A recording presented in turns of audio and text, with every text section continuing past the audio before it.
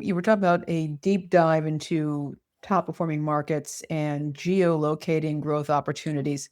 How should Walmart suppliers use that kind of analysis to build a compelling case for expanded distribution or additional items in your Yeah, view?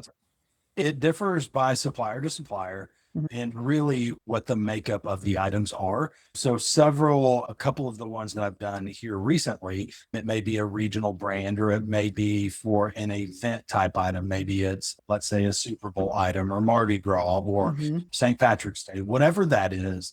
Just first is deep diving into what actually happened for the season, Mhm. understanding where your top performing stores are and making the case, identifying why those stores are the top performing. Maybe it's that regional Mardi Gras type item. So in pockets of the country that have Mardi Gras events, that's where you're seeing growth.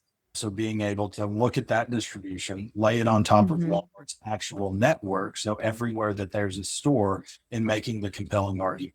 The other thing you can do, because it doesn't have to be that small and that specific, you can look at an item that is really performing for your total portfolio, Mhm. and then looking at missing distribution. So take a brand, for instance, and if there are some items that are missing distribution across all stores, you can make the case that the top, say, 25% of stores should have that one item.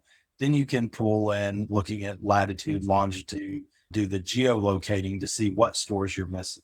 And I think that's when partnering with someone like Ethan Walton to really help do the deep dive, pull all of that data together could really be super beneficial and really set the supplier up for success and just have a very positive line of view where instead of just reviewing the numbers, it's putting together a plan to grow the business. For most suppliers, this is the only time that you get with the merchant face to face. And so it's really key to make it as successful as possible. A lot of these newer suppliers that just have a couple items, they're only getting maybe a 30 or a 45-minute meeting with Okay.